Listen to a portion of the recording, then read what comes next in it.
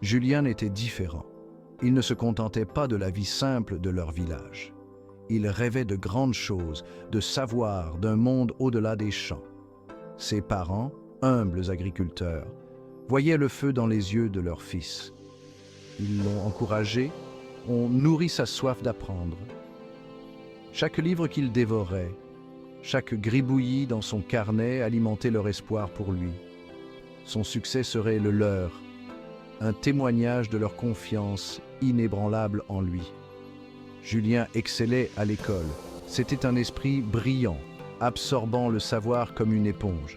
Les enseignants louaient son dévouement, sa soif d'apprendre. Ses parents, bien que leur compréhension de ses études fût limitée, rayonnaient de fierté à chaque réussite. Ils savaient que leur fils était destiné à de grandes choses. Le village aussi murmurait du potentiel de Julien, de sa chance de briser le cycle de leur vie modeste. François, l'oncle de Julien, observait les progrès de son neveu avec une inquiétude grandissante. François, un homme endurci par les déceptions de la vie, nourrissait un ressentiment secret. Il avait toujours voulu quitter le village, faire quelque chose de sa vie, mais le destin en avait décidé autrement. Maintenant, voyant Julien sur le point de réaliser ce qu'il n'avait pu faire, une envie venimeuse commençait à lui ronger le cœur. Il voyait les sacrifices que les parents de Julien faisaient, la façon dont ils économisaient pour son éducation. Cela lui rappelait ses propres luttes, ses propres rêves inassouvis. Il commença à semer le doute dans leur esprit. Il remettait en question la valeur de l'éducation, se moquait des nobles objectifs de Julien. Il leur rappelait leurs maigres moyens, le fardeau financier des ambitions de leur fils. Les paroles de François, bien que voilées d'inquiétude, étaient empreintes de venin. Il savait comment exploiter leurs insécurités, les amener à douter de leur propre jugement. Il dépeignait Julien comme un ingrat, ses ambitions comme une trahison de leur sacrifice. Il parlait des dangers du monde extérieur, du risque que leur fils oublie ses racines, sa famille. Le travail acharné de Julien a porté ses fruits. Il a reçu une nouvelle qui allait changer sa vie, une bourse pour une université prestigieuse de la ville. C'était un rêve devenu réalité, une chance d'échapper aux limites de leur village et d'embrasser un monde d'opportunités. Son cœur bondissait de joie, le poids des sacrifices de sa famille se soulevant de ses épaules. Il se précipita chez lui, impatient de partager la nouvelle avec ses parents, de voir la fierté dans leurs yeux.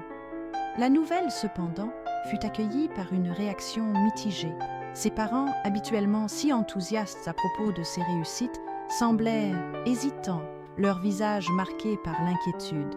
Les paroles de François avaient pris racine, empoisonnant leur joie. Ils voyaient la bourse non pas comme une bénédiction, mais comme une menace, une force qui allait déchirer leur famille. Le doute obscurcissait leur jugement, alimenté par les murmures insidieux de François. Leur hésitation blessa profondément Julien. Il avait rêvé de ce moment, de partager son succès avec eux, de voir leur fierté dans ses réalisations. Mais leur réaction tiède, la peur qu'il lisait dans leurs yeux, jeta une ombre sur sa joie. Il réalisa alors que son combat n'était pas seulement pour un avenir meilleur, mais aussi pour la compréhension et le soutien de sa famille.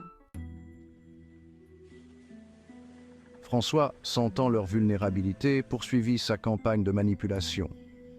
Il leur rappela leurs propres difficultés, les sacrifices qu'ils avaient consentis pour l'éducation de Julien. Il parlait de la ville comme d'un repère d'iniquité, un lieu qui allait corrompre leur fils innocent.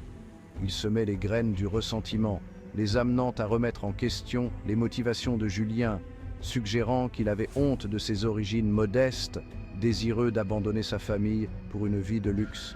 Il jouait sur leur peur, sur leur amour pour leur fils.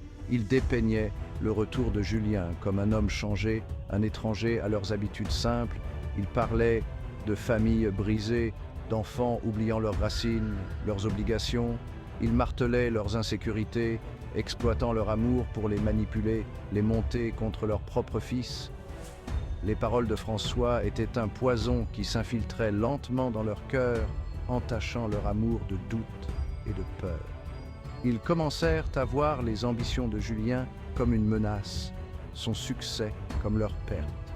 La joie qu'ils avaient autrefois ressentie à ces réussites fut remplacée par une anxiété lancinante, une peur de l'avenir inconnu qu'ils représentaient.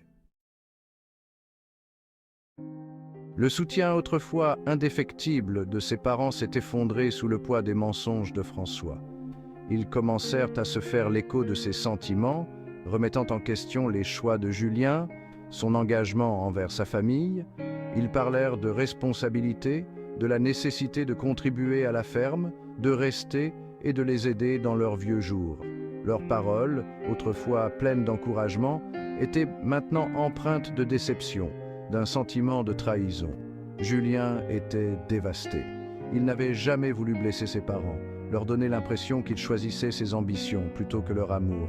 Il essaya de les raisonner, de leur expliquer que son succès finirait par leur profiter à tous. Il parla d'un avenir meilleur, des opportunités qui s'offraient à lui, de son désir de les rendre fiers. Mais ces paroles restèrent lettres mortes. Le poison s'était répandu, divisant leur famille.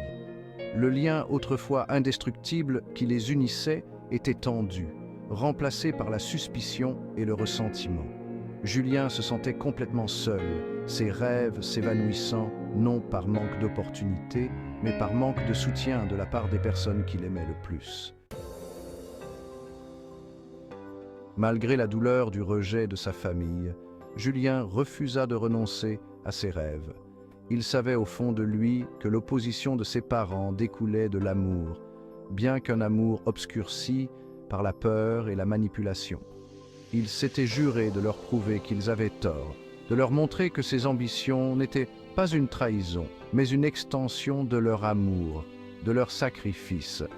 Il quitta le village le cœur lourd, le poids de leur désapprobation étant un lourd fardeau à porter.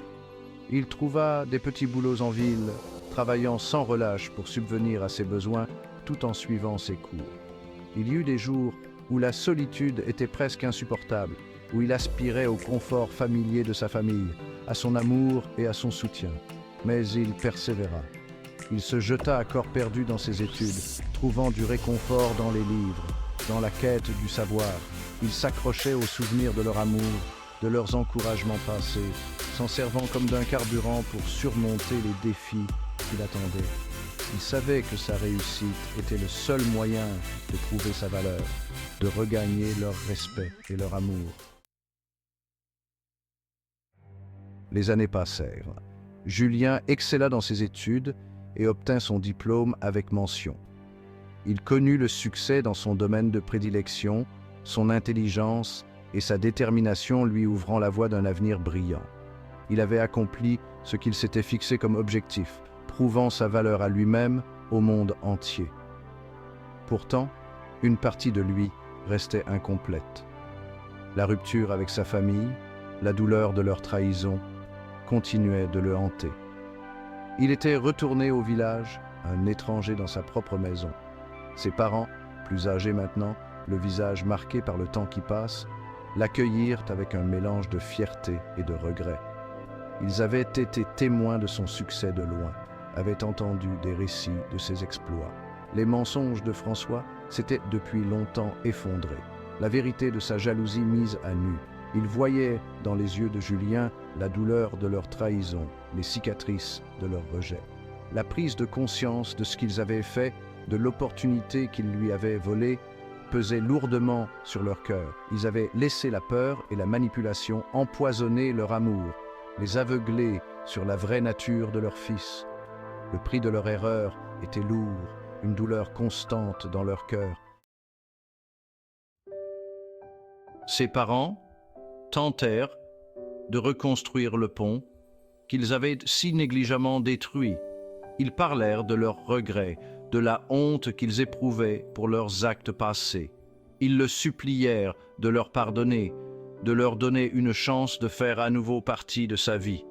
Mais leurs paroles, bien que sincères, ne pouvaient effacer le passé, le mal qu'ils avaient causé. Julien était aux prises avec ses émotions. Il aimait ses parents, aspirait à leur amour et à leur acceptation. Mais la douleur de leur trahison était profonde. un rappel constant de leur manque de foi en lui. Il avait réussi, s'était construit une vie, sans leur soutien, sans leur amour. Pouvait-il vraiment leur pardonner? Pouvait-il oublier les années de solitude, la lutte pour se montrer digne de leur amour? Pouvait-il combler le gouffre que leurs actes avaient créé? La réponse, il le savait, ne résidait pas dans leurs excuses, mais dans son propre cœur, dans sa capacité à pardonner, à guérir les blessures du passé. L'histoire de Julien témoigne de la résilience de l'esprit humain, du pouvoir durable des rêves face à l'adversité.